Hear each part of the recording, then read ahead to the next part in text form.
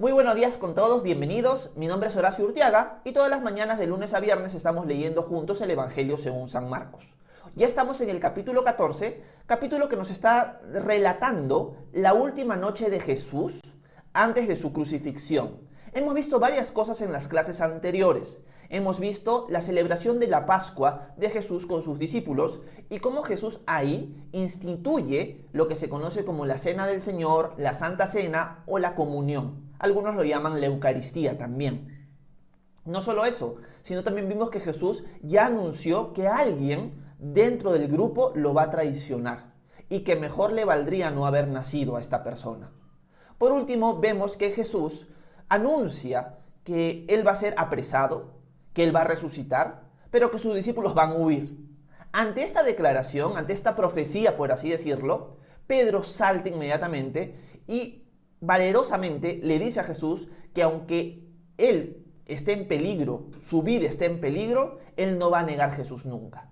Jesús le dice: Pedro, antes que cante el gallo, me negarás 3 veces. Y los discípulos le siguen a Pedro en esta soberbia declaración y también dicen: no, Señor, nosotros vamos a dar nuestra vida por ti, nosotros no te vamos a negar. Lo que vamos a ver en clases posteriores es que sí lo van a negar. Y eso es porque ellos se creyeron fuertes. Y hablamos de eso un poco la clase anterior. Hoy día vamos a continuar con la narrativa de Jesús con sus discípulos en esta última noche.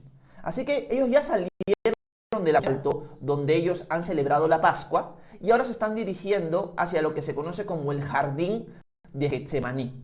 Así que vamos a leer qué es lo que sucede en ese jardín, qué es lo que pasa esta noche Jesús con sus discípulos en ese lugar. Vamos a leerlo a continuación. Veamos el versículo 32. Vamos a tratar de abarcar hasta el 42, pero vamos a ver cómo nos va. Miren lo que Marcos nos sigue relatando de esta última noche. Versículo 32 del capítulo 14 de Marcos.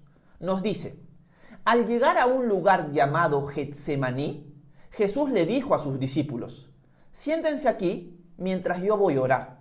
Se llevó consigo a Pedro, Jacobo y Juan y comenzó a entristecerse y a angustiarse. Les dijo: siento en el alma una tristeza de muerte. Quédense aquí y manténganse despiertos. Hacemos una pausa para contar varias cosas. Primero, Jesús se va con los discípulos a Getsemaní. El lugar Getsemaní se podría traducir como un molino de aceite. Era donde se prensaban, se molían las aceitunas para lograr aceite. Y es en este lugar, en Getsemaní, donde Jesús en cierto sentido va a ser molido en su angustia porque Él ya sabe lo que va a pasar. Una de las cosas que tenemos que aclarar siempre mientras vamos leyendo los evangelios es que Jesús no es un hombre nada más. Jesús es Dios hecho hombre. Él tiene la misma naturaleza del Padre. No es el Padre, Él es el Hijo, pero Él es Dios al mismo nivel, por así decirlo, que el Padre. Él tiene la misma naturaleza. Él es Dios coigual con el Padre. No solo eso, sino que Jesús, cuando está con sus discípulos, los deja sentados y les dice: muchachos, me voy a orar. Y se lleva a los 3 más cercanos, Pedro, Jacobo y Juan. Se los lleva y Él les comenta, Él les cuenta que Él está muy angustiado.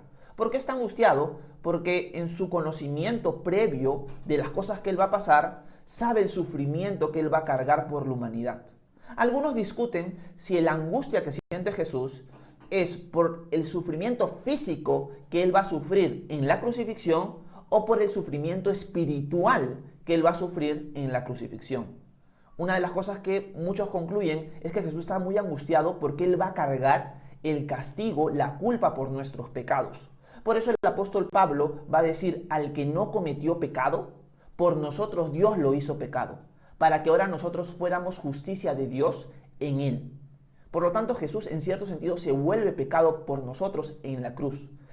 Y es el momento donde Jesús, siendo crucificado, va a decir: Dios mío, ¿por qué me has desamparado? Es el momento más angustioso de la vida de Jesús, terrenalmente hablando.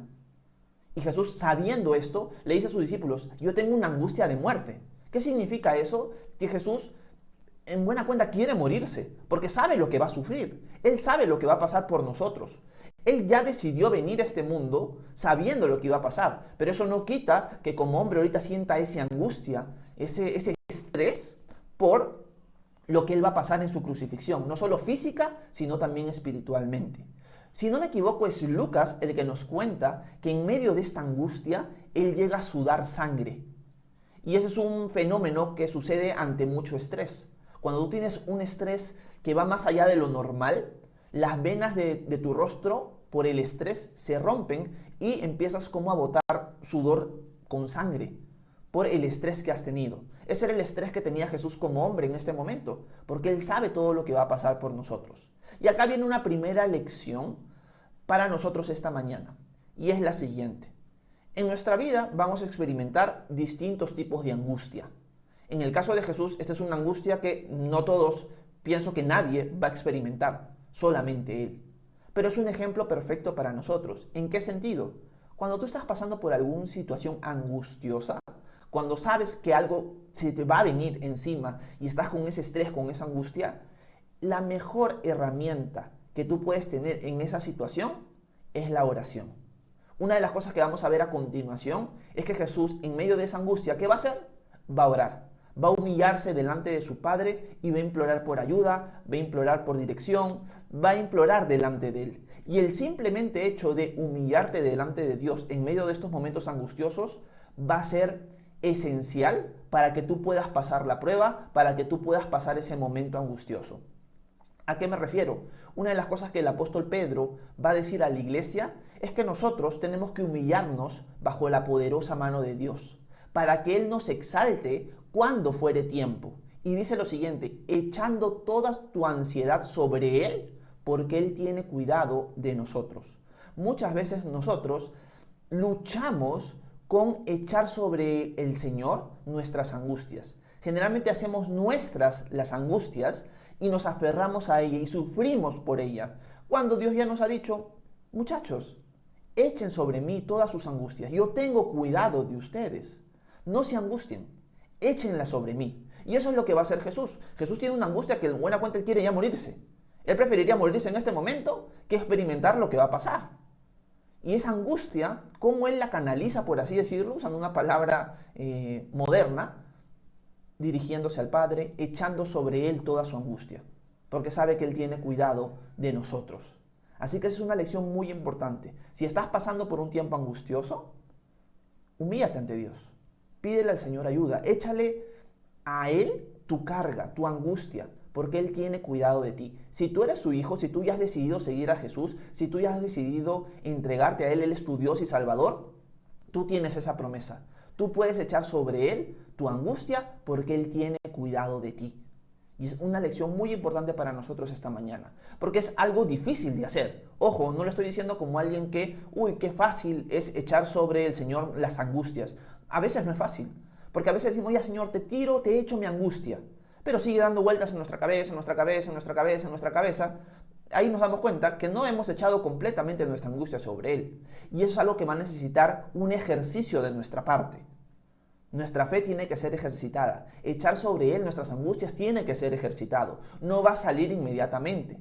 Algunos más fácil, otros menos, pero es algo que tenemos que ejercitarnos cada vez que sientas angustia. Si estás pasando por un momento de angustia, el Señor te manda, el Señor te ruega, el Señor te pide, échame a mí tu angustia, yo tengo cuidado de ti. Y eso es lo que Jesús va a hacer a continuación. Va a echar su angustia de muerte delante del Padre. Así que leamos a continuación cómo Él expresa ese tiempo de intimidad con Dios donde Él está echando sus angustias. Vamos a leerlo a continuación. Veamos el versículo 35 en adelante.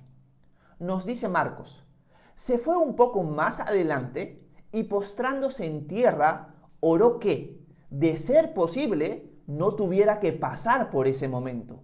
Decía, Abba Padre, para ti todo es posible.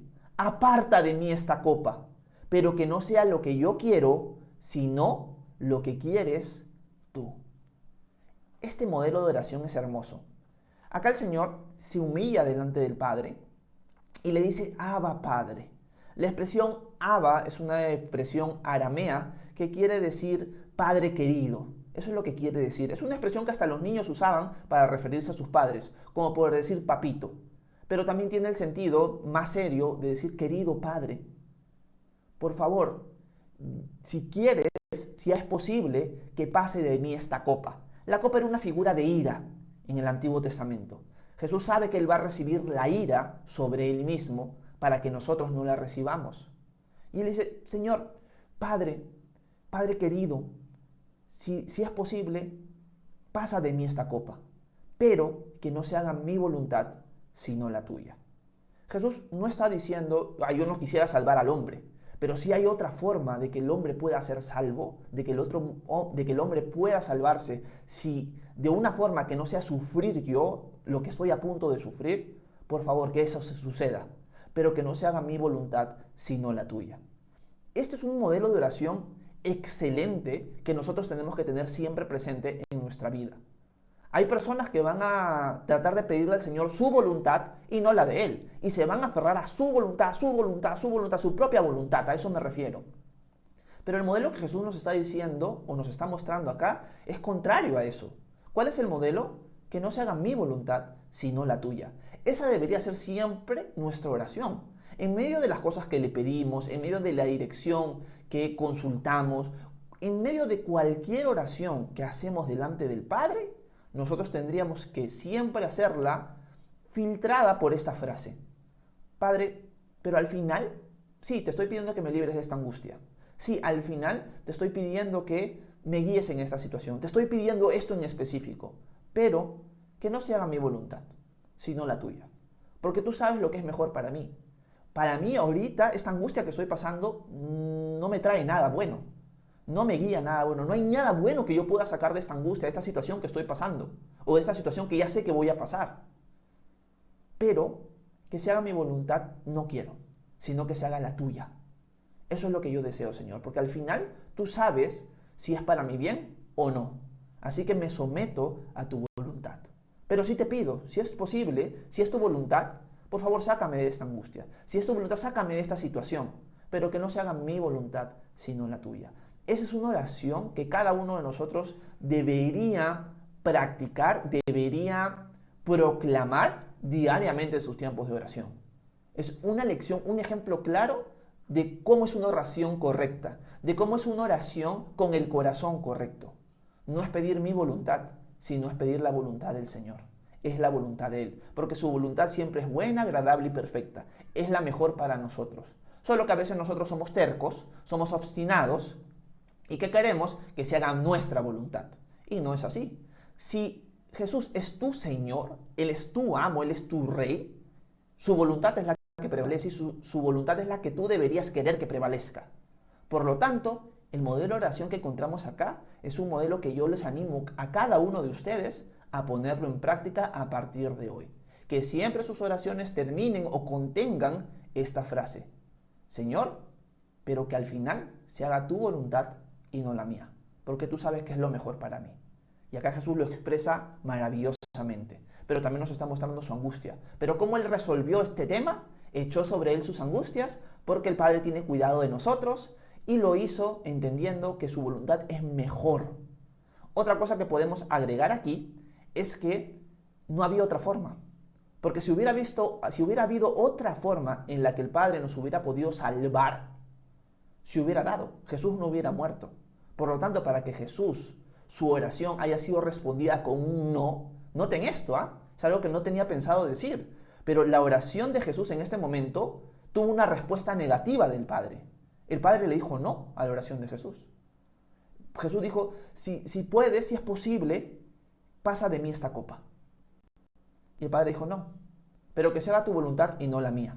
Sí, mi voluntad, diría el Padre, es que la copa no va a pasar. Vas a tener que morir, vas a tener que sufrir por el pecado de toda la humanidad, porque nosotros amamos a la humanidad y por eso es que vas a morir en la cruz. Así que en este caso la respuesta fue negativa y es algo que tenemos que tener presente. Así que me encanta eso. Ese es el modelo de oración que nosotros debemos aprender y abrazar de nuestro Señor Jesús. Sigamos leyendo un poco más para ver qué es lo que sucede en lo siguiente, porque acá viene algo bien interesante. Vamos a leer el versículo 37 y ver qué es lo que pasa después de que Jesús está orando. Miren lo que dice. Volvió luego a donde estaban sus discípulos y los encontró dormidos. Entonces le dijo a Pedro, ¿duermes, Simón? ¿No has podido mantenerte despierto ni una hora? manténganse despiertos y oren para que no caigan en tentación. A decir verdad, el espíritu está dispuesto, pero la carne es débil. Una vez más se retiró para orar y repitió la misma oración. ¿Acaso es algo cómico? Pero algo que es una llamada de atención para los discípulos, es una llamada de atención para nosotros. Y es lo siguiente, que Jesús está orando, está angustiado, ha traído a sus discípulos más cercanos, Pedro, Jacobo y Juan, para que lo apoyen en oración. Y cuando él regresa, después de orar esto, los encuentra dormidos. Y Jesús les llama la atención a sus discípulos. Muchachos, ¿no han podido ni siquiera orar conmigo una hora? O sea, oren para que no caigan en tentación. El espíritu está dispuesto, pero la carne es débil. En estas frases hay un montón de cosas que podemos aprender. Una de las cosas que nos tiene que llamar la atención es que Jesús le dice a Pedro y a los demás, obviamente, no han podido velar conmigo ni siquiera una hora. No han podido mantenerse despiertos y orar conmigo ni siquiera una hora. Ni siquiera una hora es llamativo para nosotros. Los discípulos ya tienen con Jesús más o menos 3 años y medio caminando junto a él. Y Jesús les está diciendo, muchachos, ustedes deberían ser hombres que ya pasan en oración más de una hora. Y es una llamada de atención para muchos de nosotros. En nuestro caminar diario con el Señor, nuestro tiempo de oración debería ir en aumento. El Señor, quiero aclarar esto, el Señor no ve con más agrado una oración corta que una oración larga. Aclaro esto esta mañana. El Señor no ve con más agrado una oración larga que una oración corta. El Señor ve con agrado la oración larga como la oración corta. Pero una señal de madurez en nuestra vida es que nosotros pasamos más tiempo de oración. ¿Por qué? Porque cuando nosotros pasamos más tiempo de oración estamos mostrando, y no por obligación, sino es algo que va a ir brotando naturalmente en nosotros mientras vamos aferrarnos a Jesús, es que nosotros oramos más por otros, pedimos pedimos una mayor dirección en nuestra vida que antes, adoramos más que cuando recién comenzamos a caminar con el Señor. Por lo tanto, una de las cosas que nos muestra acá y que es una llamada de atención para nosotros, el Señor, es que la vida de oración en el día al punto que Él le dice a sus discípulos, muchachos, ustedes no han podido velar ni siquiera una hora conmigo. Una llamada de atención para muchos de nosotros que quizás no oramos ni siquiera 20 minutos. Entonces, eso es una llamada de atención. Si tú tienes caminando años con Jesús y tu vida de oración sigue así de estéril, sigue así de corta, indica que hay un problema. Hay una falta de disciplina, hay una falta de interés en humillarte delante de Dios y pasar tiempo conversando con Él, clamando a Él. Esa es una llamada de atención para Pedro y para nosotros esta mañana. Y por último, una de las cosas que me encanta es que Jesús dice, velen y oren, manténganse despiertos y oren para que no caigan en tentación. El espíritu está dispuesto, pero la carne es débil. Lección para nosotros esta mañana. La vida de oración, una vida fuerte de oración, te va a ayudar a ti a pasar la tentación que no sucedería si tú no estuvieras en esta vida de oración. En otras palabras, tener una vida activa de oración te va a hacer más fuerte espiritualmente. Vas a ser más fuerte, vas a ser más robusto espiritualmente y vas a poder sobrepasar las tentaciones que no las pasarías si tú no tuvieras esa vida robusta de oración. Por lo tanto, una vida robusta de oración nos hace más fuertes espiritualmente. Estás pasando por tentaciones y estás cayendo. Quizás estas caídas que tienes son porque no pasas más tiempo orando. Porque no te humillas delante de Dios y te postras delante de Él y le dices, Señor, estoy débil en esta área, he vuelto a caer, he vuelto a fallarte, ayúdame, fortaléceme, quiero pasar más tiempo contigo, porque sé que al pasar más tiempo contigo, tú me fortaleces más. Es como cuando Moisés subió al monte Sinaí y por estar en la presencia del Padre, cuando él descendía su rostro brillaba, pero cuando él estaba abajo, ese rostro que brillaba se iba desvaneciendo. Cuando él volvía a subir, su rostro volvía a brillar nuevamente. De la misma manera, cuando tú pasas más tiempo en la cima del monte Sinaí con Dios, tu rostro va a brillar. Pero si tú dejas de pasar tiempo en el monte Sinaí, por así decirlo, usando esa figura, tu rostro va a dejar de brillar. Por lo tanto, una vida de oración robusta, fuerte, activa, te va a mantener a ti más lejos de las tentaciones que si tú no oraras y más fuerte espiritualmente. Así que es una lección para nosotros esta mañana. Y tenemos que preguntarnos, ¿cómo está nuestra vida de oración? ¿Está buena? ¿Está robusta? ¿O está hasta las patas, como se dice en mi país? Así que es una llamada de atención para nosotros. Terminemos esta sección rápidamente, solo leyendo la última parte, porque ya cumplimos el tiempo. Y vamos a leer el versículo 40 hasta el 42, y con eso terminamos. Dice, cuando volvió, otra vez los encontró dormidos, porque los ojos de ellos se les cerraban de sueño, y no sabían qué responderle. Cuando volvió la tercera vez, les dijo, sigan durmiendo y descansando, ya basta, la hora ha llegado. Miren, al Hijo del Hombre que es entregado en las manos de los pecadores. Vamos, levántense, que ya se acerca el que me traiciona. El día de mañana vamos a ver la traición de Judas, ya cuando Judas llega y se presenta a Jesús y prácticamente lo apresan para luego llevarlo, ser juzgado y luego al día siguiente ser crucificado. Una lección rapidita que podemos rescatar de aquí es que Jesús los encuentra dormidos y les dice, ¿ustedes siguen durmiendo? Levántense, ya el Hijo del Hombre viene a ser entregado. Y eso es una lección que nos hace recordar la importancia que tenemos que velar para no caer en tentación. Los discípulos no van a poder sobrellevar las cargas que se les vienen encima a continuación porque ellos en este momento no velaron y oraron. Por lo tanto, terminemos esta mañana con esta meditación. La diferencia entre la victoria de Jesús y la derrota de Pedro al negarlo 3 veces sucede en este momento. Si Pedro hubiera velado y orado como Jesús lo hizo, Pedro no hubiera negado a Jesús 3 veces. Pero acá se ve el resultado de la victoria de uno y la derrota de otro. No fue en el momento de la prueba donde se obtuvo la victoria, sino en el momento anterior de la oración.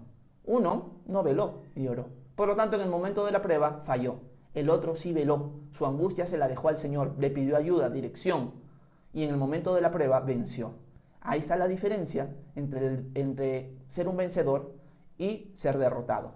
Estas victorias y esta derrota se obtuvieron antes, en este momento, en el Getsemaní. Así que es una lección muy importante para nosotros esta mañana. Espero haberlos podido edificar con este texto que hemos leído esta mañana. Cualquier pregunta, cualquier comentario, cualquier duda, háganmela saber y yo con gusto voy a tratar de responderlas. Si es de este tema o de otro en general, la pueden hacer con confianza. Así que muchas gracias por su atención, que Dios los bendiga, nos vemos mañana.